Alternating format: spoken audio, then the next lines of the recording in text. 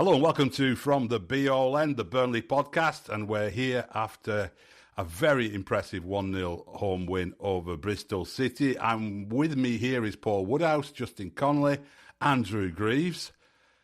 Gents, I think it's fair to say that would be up there, if not the best performance of the season. Greavesy, you were there on the turf. What were your impressions? Yeah, definitely. I think there's the lack of goals is one thing, but the performance level, it was just, Scott Parker said the first 45 minutes, we could have been 3 or 4 up, probably should have been at least 2 or 3 up. But yeah, definitely, I think best home performance of the season, and that includes games where we've stuck 5 past Cardiff, 4 past Sheffield Wednesday. That is, Parker ball at its finest, and I think we'd started to discuss this, haven't we? This Parker ball at its finest with Edwards, with Anthony. We'll come on to some of the performances, but yeah, we asked for kind of 7 and 8s out of everybody every week to get us over the line. Saturday was a 7 or 8 for everybody. There was nobody really. Maybe the lads will disagree. There's nobody really below a 7. It was everything just clicked. Bristol City, shite. I wasn't impressed with them at all. They kind of, came out a bit early doors and, the big lad up top. But when you've got centre-halves as good as Steve and Egan Riley, it doesn't matter what you put up there. Scott Twine, barely noticed him apart from one bit where he went down like I thought he'd lost a leg and then got up and took the free kick. Referee, shite again. I'm not quite sure how he keeps getting games. Apparently he's going to be Premier League next season, so that's going to be fun. But all that aside, Burnley, what a team, what a performance, what Scott Parker has built this season with that group that he's brought together. Yeah, really, really impressed. Really enjoyed it, and we've not always been able to say that over the last couple of years at the turf, but yeah, I really enjoyed that. Yeah, I'm not sure they were shite, to be honest. I thought they were pretty good. Nah, not for me. Not up front, but defensively, we go on them with possession and going forward. I'll give you and defensively. And all right. But that's it. The rest of it. What were you? Scott Twine didn't have much impact on the game, did he? No. Justin, what were your impressions? Oh, same as Greasy, really. I first and foremost, I really enjoyed watching the game. It was full of progressive, inventive football. When Marcus Edwards gets the ball, you're interested, aren't you? Because he does things that you don't expect. There were a couple of little flicks and turns that he did there. That he was clearly the only person in the entire stadium who knew where the ball was going to end up. And that sort of stuff's wonderful to watch. I agree with you about them. I thought there was some Burnley-esque defending going on with all the blocks and all that sort of stuff. But the only disappointment is that we didn't put more goals past them. And it wasn't one of those games where we didn't create the opportunity to do that. We just, to coin the phrase, we didn't have our shooting boots on, did we? No, we didn't. But plenty of good stuff. What impressed you the most, Woody? I think the overall performance, it wasn't just a little bit of a flash for 10 or 15 minutes in the first half, and then we allowed them to get in the game, and then we struggled, and we were on the front foot for obviously the majority of the first half, an appreciable chunk of the second half, and we were dominant. It wasn't so much, I think, that Bristol City were shite. We made them look shit because we played so well. We were so dominant. And it's a difference having, both players coming in off the flanks and Fleming playing well. And it's a completely different ball game when you've got those two coming at you. And like everybody's going to say, had we put a chance or two? But some of the passes that, Edwards not only sees but then executes are absolutely fabulous. And it's just that little bit of a difference that's taken us a little bit further. And like Justin said, it was inventive, it was progressive, it was exciting. You could tell on the TV how the crowd was reacting to it, especially in the second half. And essentially that's what people have been crying out for. Nobody's going to complain about that standard of football. I was slightly worried after watching Sheffield United against Coventry because they played extremely well Friday night, and I thought, hang on a minute. But our performance was even, appreciably better than that. And if we play like that, if that's our baseline performance from here on in, then we're definitely going to be there and thereabouts. Yeah. Definitely. Yeah, I think there was a level of intensity in the way we went forward. That's what was missing earlier in the season, isn't it? I mean, Justin's used this phrase "aimless." That we were keeping possession and moving the ball around, but without a lot of purpose. Whereas yesterday, every attack you felt was going towards goal was dangerous. I mean, there were some good individual displays in there, as you were saying, Greavesy, with no one below 7. But who was getting around 9 for you? Edwards, as we've already mentioned, I just think there's something about him that you love to see it. As Justin said, some of the moves, and you just think, oh, he's lost, and he's not lost it. He's got such a low sense of gravity. I know we've made kind of, people say it was a bit like Messi in that regard, the low sense of gravity, the close ball control.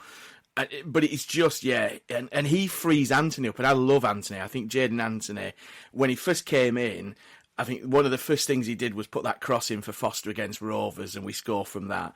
And then he kind of, he becomes a bit of a, I don't know, he fades a little bit. But these last 5 or 6 weeks, I just think he's come into his own. And I think it's the Edwards effect. You have Edwards from the start of the season, them 11 0-0 draws, some of them become wins, and we're 6-8 points clear. No doubt about it. And, And sometimes you look at Edwards and you kind of go, oh, I wish he'd just pull the trigger a bit more, or, he's trying to walk in, he's trying to do this, but there's a purpose to everything he does. And I think sometimes, someone like Kolyosha, who came on, really difficult, strange substitution. We brought him on with 3 minutes to go. He kind of miscontrols a high ball. He gives the ball away for their kind of only attack. If you're a coach, you kind of want to say, look at what Edwards does. He sometimes does a little bit too much, but it's about what positions is he taking up. It's about, using a ball with purpose. It's about making sure he's getting chalk on his boots on the touch line, but he's coming inside. Him and Roberts work so well together. Likewise, Pires. We've been critical of Pires. Pires is starting to look like a very, very, very good left back, a good link left back with Jadon Anthony. So yeah, for me, the 2 wingers. Josh Laurent again does his business quite calmly, and always looking, always running, always trying to put a foot in, never giving anything up.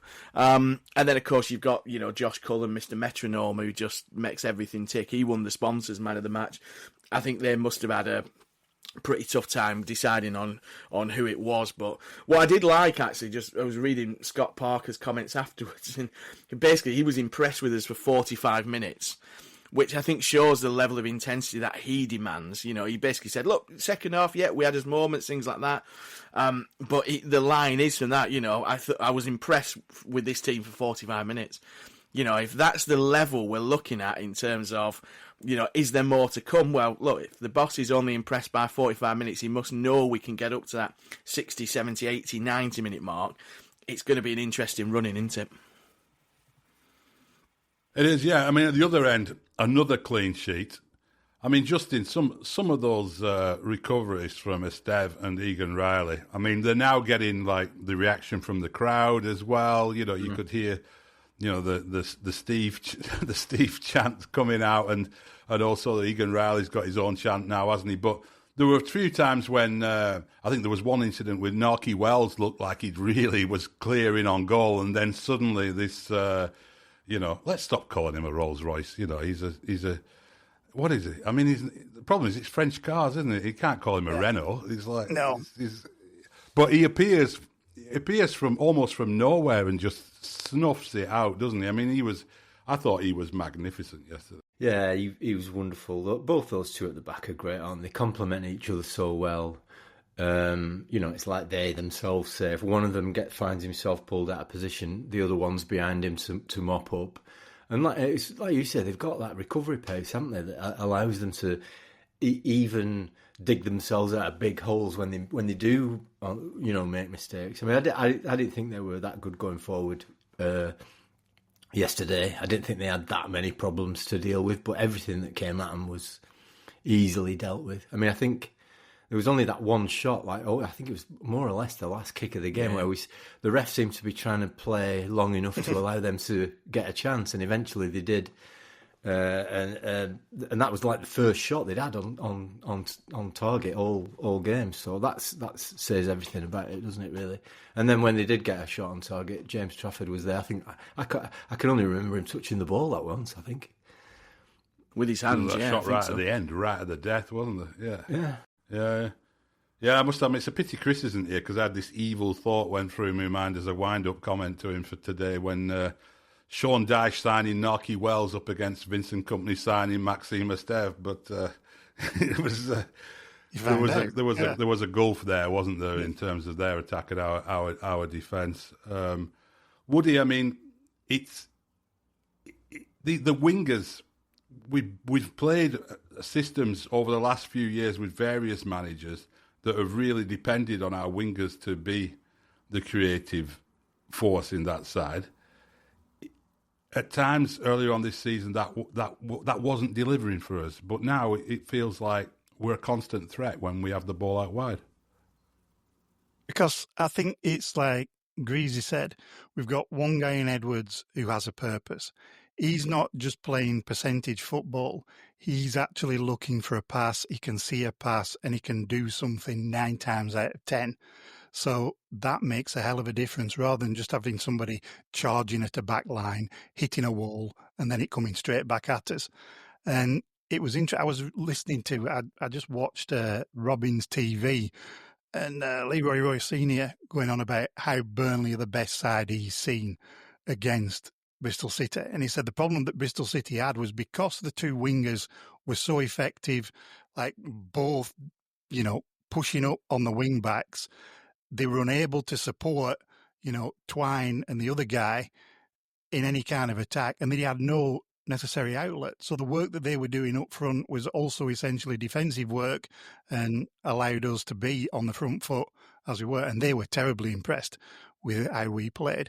And I think the difference is, instead of just having that one outlet, just pumping it constantly at Anthony, hoping he does something with it at some point and we get something out of it and the opposition work it out, we now are able to play very intricate, innovative ways of, working his way around sides. And I think that's the main difference.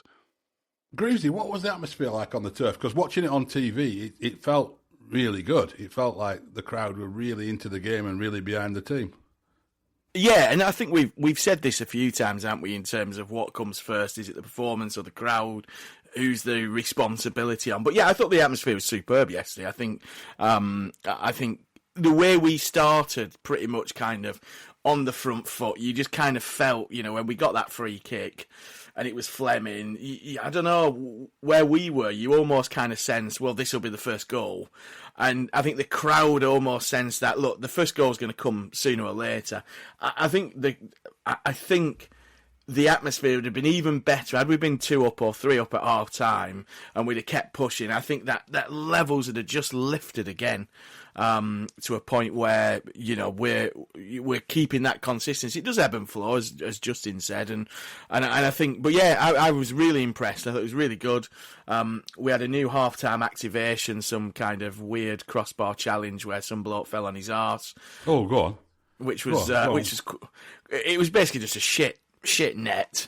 And somebody had to hit the crossbar. Some kid hit it, which was good. So he won a year's subscription, a year's pass to his favourite Burnley leisure facility, whether that is the St Peter's Centre, Padiham Leisure Centre, Townley Golf, or the Prairie Sports Village. But even those that didn't hit won a month's free trial. So there you go. But yeah, everything about it was good. The pies were decent. They weren't too hot. They weren't too burnt. They were edible. What pies are there these days on the Clayton turf? Park, which I'm not going to slag Clayton Park off because I quite like them. Right. They're all right. They're decent. They're not Hafner's, obviously, but no.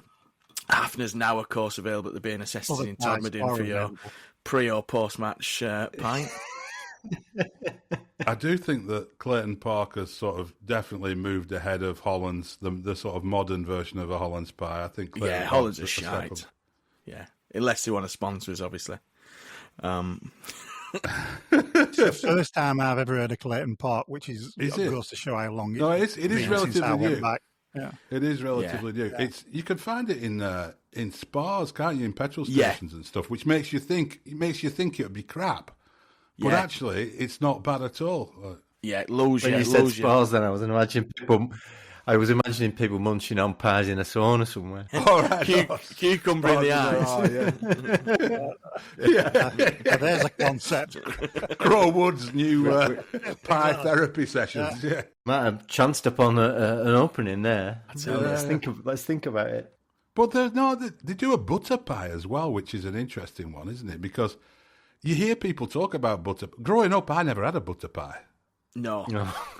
But I think awful, doesn't it? Is it a Wigan thing? Is it one of that sort of Wigan-y type thing, I think. Yeah, it's a bit more kind of that end of Lancashire. But it's nice. It is a nice pie. The crucial thing about it is it's not just butter, is it? No, potato and onions, isn't it? Yeah. He does have a slight marketing problem, I think. I think Waitrose might have problems shifting it in London if they call it butter pie. But it's a bit like the sort of stereotypes of lard butties that we're supposed to eat up there. Yeah. But so good. No molten kebab rolls or anything. No, they've kind of stopped doing the doner kebab sausage roll. They lasted about 5 minutes last season and then kind of went off. But yeah, I don't know what the catering's like in the rest of the ground. I think it's better in certain other parts of the ground than it is in the North Upper. But yeah, look, everything, the chance of to the tune of Joy Division's Love Will Tear Us Apart, Leeds are falling apart again as we were walking back down Yorkshire Street was brilliant to hear. And, the chat, it almost felt a bit old school with the radios kind of, Swansea have equalised as you're coming down the stairs at the turf. And what's that, Swansea? I don't know, everything about yesterday just felt kind of... And I think I was talking to Kelvin Stuttard from the Burnley Express this morning when we were playing six-a-side, and he was saying... The simple thing is 3:00 Saturday kickoff.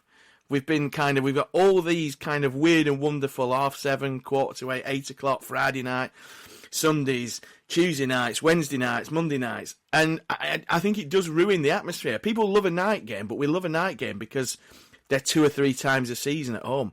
Not, 60% of your fixtures are not 5:00, not 3:00 on a Saturday. And whether that's, I was saying, I think, the government perhaps needs to rethink the 3 p.m. blackout for televised matches. I don't know if it really has the effect that it was meant to have these days in, when they brought it in the early 90s to combat the Premier League and things. But I think 3:00 Saturday kickoff, when you're going for promotion, you're playing like that, you're going to get a better atmosphere than you're going to get on a, Thursday night or a Monday night or whatever. And I think that's the thing. I think the town benefits from it. The pubs were full. There were a big group of lads over from Glentoran in Northern Ireland in the bar that I was in. I just think... Swedish lads, we got a lot of coverage of Fleming. There was a Swedish flag a Dutch flag. Dutch flag, for Fleming. The Fleming flag, yeah. And Fleming actually went into the crowd to meet him and they took photos with these. Yeah, Dutch the steward flags was taking a picture of them. Yeah. Yeah, and it builds everything CBS, about one it. One of the things I like about the TV coverage over here, it's very basic. It's a stream. It's a world feed stream. But what they do at the end, they don't switch it off like they used to do. They used to just, the match had finished, somebody would pull a plug, it felt like, and then that was it. And now they leave it on for about 10 minutes, don't they, Woody? And it's like, you can hear stewards talking to each other and all sorts of stuff going on. Yeah. And it's really... the first bit. Yeah, when you live far away, and you do get a little bit, occasional pangs of homesickness. It is quite interesting looking. There was a sort of rainy background to an emptying turf moor. Yeah. That it's going dark, and you can hear these stewards moaning about something afterwards. But it was nice to see those Dutch lads and Fleming, and then he was in a big rush to get back to his teammates to celebrate on the way off down towards the tunnel. Yeah, I mean, Justin, it's. We've nothing to moan about, and you earned a reputation as moaner-in-chief. I've got something to moan about. That they need to turn that fellow with a microphone down. Jesus Christ. The guy who shouts, "Come on, Burnley," at the start when everybody's sort of trying to get interested in the football. I mean... The atmosphere was better, was good. I think it was down to the performance. It was absolutely nothing to do with that guy shouting at everybody, trying to whip them up into a frenzy. But I mean, I was on with Chris, and we were trying to have a chat at half time, and Chris was like stood like 2 feet away from me, and I couldn't hear what he was saying to me because this guy was doing a running commentary on this crossbar thing that Greasy was talking about. I'm not interested in that. I was the Clarets legend was Billy Rodaway. I was quite interested in what he had to say. He was, but it was again, it's not the most incisive of interviews on the pitch, is it? When they do that sort of thing, it's like, what's your favourite memory? What's your favourite memory? How do you feel about being back at Turf Moor? What do you think he's going to say? I mean, and it all just seems really, really pointless. But it's so loud. You can't hear yourself chatting to the guy stood next to you. And that's what most people want to do at half time, isn't it? Have a chat about the game, have a catch up about whatever, It's just impossible. So that's my moan for this week. But it's a very minor one because as soon as the game started again, I forgot all about it. I'd say I was reminded another. Not all about it, but 24 hours later, you're still going on about it. You asked me. But one thing I will mention, which is a new feature that I don't think I've noticed before, but there's a guy, whoever's running the screens around the ground has now got a special Steve button. Did you notice that, Greavesy? I didn't see that. When Steve does something good, somebody presses a button somewhere and Steve appears all across the screens they've got around the ground. It's fantastic. That's a great new addition, I thought. Oh, that's good use of technology, is that? Yeah. Interesting topic that Greavesy raised there, Woody, about the 3 p.m. blackout, because of course we're immune to it in America, where it is a kind of ridiculous situation that we can watch games that Greavesy and Justin, through legal means, cannot watch. The thing was designed to stop people watching Man United and not going to watch Accrington Stanley, basically, as shorthand, wasn't it? Do you think Greavesy's right? Do you think it's out of date now and that people are finding a way to watch those games anyway, so they might as well get rid of it?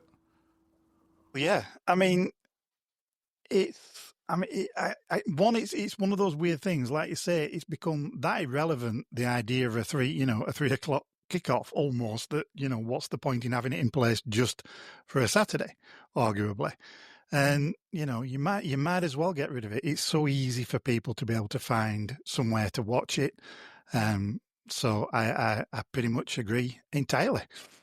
I mean, the interesting thing is it doesn't apply during the rest of the week, and there's enough football spread out all over the week. So we've got EFL games going on at the same time as the Champions League every week. And there's no one's crying about attendances being hammered because, Man City's playing against Real Madrid at the same time as Aki Stanley. I mean, are you in favour of a total ban on it now and just free for all for TV and streaming? They can do what they want? Greavesy? I think part of the thing is because of the new Football League deal with Sky, which guarantees 20 games per season on Sky for every team, we've suddenly got every division has to have 3 or 4 games at different times. So if you think there's 12 games in all of the divisions, a third of those games have to be at different times to give each club their required 20 games. So it does become a bit irrelevant. The reason we're on at 12:30 and we're on at 5 o'clock or we're on at Monday night or Friday night is part of this new TV deal. So I think what we've got to work out is, does the TV deal, is that enough of a payoff to then allow 3 o'clock kickoffs to be televised? Does that then increase the potential for the broadcast rights? Does that then allow clubs to sell 10 quid passes to watch games at 3 o'clock? Because Burnley sell 10 quid passes for all of their games around the world. If you've got a VPN, you can buy a pass through the club website and watch it on a VPN. Never done that. Not quite sure it's illegal, but there we go. It is illegal, and of course no one's ever done it. But nobody's ever done that. There's also an international thing as well. Yeah, exactly. So you kind of think to yourself, actually, are we just using technology in a better way and giving people the chance to, you're a Burnley fan based in the southwest and you can't get up to every home game, and you might still go to your local non-league club. A guy I know is a York City fan, Ben, who works in our bar. he buys the pass to watch York City games. He might be working on a Saturday for us. He avoids the score, goes home and watches it as live. So York City, because you can do that in the National League, he can go out and he can buy the pass for a £5 or whatever it is. So they're getting the revenue. I think a lot of the arguments, certainly Andy Holt from Aki Stanley has made this point. I think it comes down to if you're the away team on that pass, let's say they go to Wrexham. Let's say hypothetically they're in the same division, play Wrexham. Wrexham have the £10 pass. They get a very, very small percentage as the away team, whereas they would get a bigger percentage, I think, of the ticket money generated. So there's probably a lot of, it's a bit back of a fag packet type calculations, but I just wonder whether it opens up a better revenue stream for smaller clubs. Yeah, perhaps encourages, there is big, there's big people, big numbers of people going to lower league games. I was amazed by, quick plug there for the soccer business, the conversation you had, Simon, about how big lower league soccer is in America. So do we have to work harder as lower league clubs and non-league clubs to get people in?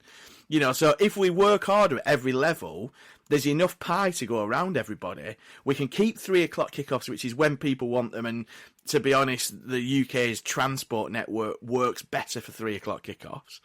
So do we encourage more people to go on football matches? Do we encourage more people to pay the club rather than getting dodgy fire sticks and things like that? There's all these kind of things. It's kind of, I don't know. There's a conversation to be had, I think. And, the new football regulator, which we're trying to bring in. Definitely, I think. Yeah, that's another discussion. But one of the things that when you talk to people in the broadcast rights world who are very nervous at the moment, and there's this big sort of taboo topic which is they never really want to talk about, which is the amount of people who are watching it illegally on streams, right? And from a business point of view, for them, some people think it's almost a third of the football watching audience. I think it could be even higher personally because, those Saturday games, everyone's seeing them somewhere. An away game at Plymouth. People back in England, me and Woody are watching it legally. Mm-hmm. People in England we're talking to are not missing out on that game. They're finding a way to watch it. And everyone knows it's quite an easy process if you want to do that. It actually encourages people to use these pirated services, which are not a good thing. They're not a good thing for the business, for the game as a whole. That money goes completely out of the game. Yeah, it's obviously cheap for the consumer, but the product is pretty rank. It's not. It's unreliable and all the rest of it. If you could bring in a system where it was affordable. They've almost got to the stage with the music thing, I think, Justin, haven't they? Where, the Napster stuff, when people used to go on LimeWire and stuff like that and download music, and then Spotify came along and it was like, I'll pay £10 a month and it's loads better than LimeWire. Can they not find something that it's not going to be massive audiences for most of these games? Can they not find a Spotify for football where you can go on and pay a monthly amount that's reasonable and get the football that you want from the lower divisions without having to go and pick up dodgy viruses like you used to do on LimeWire and like you still do when you go to, East Jordanian Carpathian Basin goals.com or whatever it is. Yeah, well, exactly that, isn't it? It's like those. That's the analogy there that you've hit on the nail on the head with the music. What they have to do, and what this is. I think Apple did it first with iTunes, didn't they? With the digital downloads, it wasn't the streaming. It was you were sort of paying 99 pence for a track for a single. Yeah. So you avoided. First of all, you got what you paid for, and secondly, it was good quality, and it was really, really easy. You just turned your computer on and pressed a button, and I think we've reached a point now where getting these illegal streams is easy enough for the man in the street to just not have to even worry or think about it or have any technical knowledge or anything like that. So I wouldn't be surprised if it wasn't an enormous amount of people watching these games. The ones that aren't on TV. I don't know. I pay out loads of money every month, it seems, to loads of different streaming services. And I'm always astounded at the actual amount that costs me. And I still can't watch any game that I want to watch, which seems a little bit backward. It just seems to me like as if we've reached that technological level with the bandwidth of the broadband and that sort of thing that you could pull it off. I mean, I don't know. It's not straightforward, is it? Because I think that idea that if you could watch Man United on TV, you might not go to your local game if it's on at the same time, which doesn't happen anymore. But I think one of the problems is COVID when they put all those games on TV when we couldn't go to them anymore. People kind of got used to just being able to watch whatever they wanted, and they quite liked it. And when that stopped, then people sort of went down that illegal route. I think too about the fans who go to the games, because this season's been a nightmare for me with so many evening games, especially during the week. It's very difficult for me to get over there in good time for the games, and then even stuff like Sunday nights and things like that it's just inconvenient for the fans, and it seems like there could be a realignment somewhere to make that better, make that easier, but then allow those people who want to pay and can pay to do it. It almost seems spiteful in a way, doesn't it? Yeah, I mean, I think they have to look at the whole model, really. I mean, they're used to selling TV rights in this massive big bundle, which is like what Sky like. They get these exclusive bundles. But maybe for the lower divisions, that idea that we've been talking about being able to just, log on somewhere and pay a £5 for a game, or a tenner for a game, or whatever the market. Or £100 for a season ticket or something like that. Yeah. But here's the thing: you arguably can. It's why is that not being promoted a little bit more? I mean, I remember probably about 3 years ago, it was only $149 to get a full international pass to pretty much watch everything.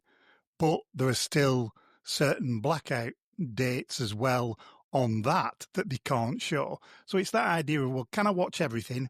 Where can I watch it? And which is the cheapest option? And it's either, yes, arguably it's cheaper to watch abroad via something like CBS than it is to go through the Clarets Plus player. And then there's that option of, well, if I really want to watch it and I can't be asked paying for it, do I go for a hooky stream? Or there's also immediately highlights as soon as the game's finished. So you have those three options out of them. And it kind of depends on how much you want to watch the game, how invested you are in the club. And I think, at the lower leagues where you aren't necessarily seeing everything or can't see everything, I think it makes perfect sense as a revenue stream for clubs to do a better job. And I think, for example, Robin's TV, sitting down, having almost like a Sky Sports type thing with two former players, makes it a better kind of fan experience from the club perspective. And there's no reason why most clubs can't do something along those lines. Yeah, well, it incentivises them to do that then, doesn't it? I mean, the current system doesn't incentivise clubs to do anything, really. And they're stuck with what they're told they have to play games at this time and so on. I mean, there is a way of doing it. I mean, there's loads of stuff you could do, I think, with it. I mean, in MLS, when you buy your season ticket for your club, it includes a 1-year Apple pass for watching MLS on Apple. Yeah. So you buy a season ticket, which is de facto a seat for home games and free viewing of all your team's away games. Actually, you can watch any team you want. You can watch the rest of the content as well. But if you're a Seattle Sounders fan and you pay your $300 or whatever it is for your season ticket, that includes every away game on TV. I think that would be... I mean, we know the owners have put the prices up a little bit because it included that or whatever, but I think that would be a brilliant way of, for lower division clubs to say, yeah, here's your season ticket and your pass, or if you're an occasional fan, give people the option, Here's your big season-wide pass, or if you're an occasional fan who just wants to watch us at Sunderland away, it's going to cost you a tenner. Loads of stuff you could do with it. Let's finish off by talking about the general situation as we chase towards the finish line in this fascinating. It is now a really fascinating battle, isn't it? As you said, people are listening to radios wanting to know how Leeds have got on. It's got to that time of the season. I was quite impressed, actually, just going back for a second to TV, that CBS, during the live coverage, flashed up the goal from Leeds on American TV. You know, it is mad. Saying, you know, oh, Swansea have scored at Ellen Road. You know, and it's and all that stuff was going on. It's getting to that stage. Greavesy, you've got a feeling that Leeds are wobbling here. The results suggest that might be the case. Is that our best hope, do you think, them wobbling rather than Sheffield United? Well, I think Sheffield United are within our grasp, aren't they? We've got that game on Easter Monday, which looks like it's going to be pivotal. I sound like a broken record, but I said it weeks ago. Sheffield United and Leeds will lose more games than we do between now and the end of the season. Leeds have already lost one since I said that. We've got to play Sheffield United at home. We can give them a defeat. Essentially, it's not going to be easy, but we could hand them a defeat. And if we stay unbeaten, then my prediction that those two clubs will lose more than we do between now and the end of the season will probably lead us to at least being second in the table, if not just about sneaking the title. I mean, nobody's going to run away with it in the last few games. You know, I think it is literally going to be down to the wire. These three teams are by far the best three teams in this division. I mean, you can see that, can't you? I mean, you know, you look around, Coventry look very, very ordinary, pushing for a top six place. Bristol City look very ordinary, as we've discussed.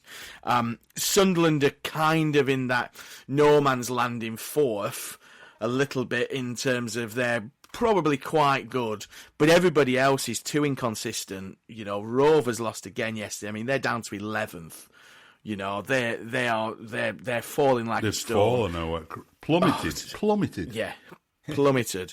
And I was just thinking when Justin was talking about Apple and iTunes and all that lot. Do you remember when U2 forced an album upon us all? Can you imagine some poor fucker being forced to watch Blackburn Rovers because Blackburn Rovers signed a deal so that everybody's Apple account has to have all Rovers games on, like that prick Bono did? Christ almighty, that'd be amazing, wouldn't it? That thing, until very recently, when my wife changed her phone, that thing would automatically start in our car when we got in. That of course it would. U2. This guy's a prick. What a nightmare. Imagine a commentary from an Ewood Park greeting you every time you turn the start key in your car. Yeah. Oh, God. Yeah. Justin, are you feeling it now with this promotion? I mean, yesterday. No, you're not yet. I feel you're playing a character.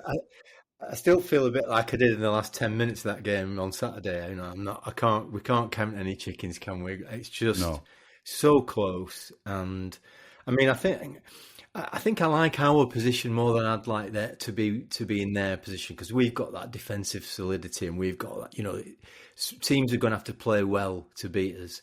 And I agree that we're probably not going to drop as many points as they will. And we've still got that game, you know, against Sheffield United. We need to just make sure that that's still in play when we get to that point. But I can see it going right down to the last game of the season for deciding not only who wins the title, but who gets in that top two. I can see it going down to that last Millwall game. It's going to be terrifying, isn't it? It is. It's or exciting. You could look at it like that. Yeah. Well, I've been crying out for some excitement all season. I think I'm probably going to get it soon. Woody, are you bursting with optimism? Look, I mean, it's only 3 weeks ago since everybody crowned Leeds champions. You know, everybody's looking like a dick with the spicy hot takes in terms of who's going to win this, who isn't going to win this, whatever. Sunderland were winning it 4 weeks ago. Everybody looks like a knob. At the end of the day, it's going to be spicy. It's going to be fairly exciting. If we keep our baseline performance, what we did yesterday, we're going up. It's as simple as that. If we drop, then we'll struggle a little bit. But it's still up for grabs, you know. But yes, Leeds are wobbling because that's what Leeds do. Yep, Leeds are wobbling. The Clarets are winning. It's a good week, and we will be back to talk about more of it later in the week, as usual on Friday. And until then, have a great week and up the Clarets.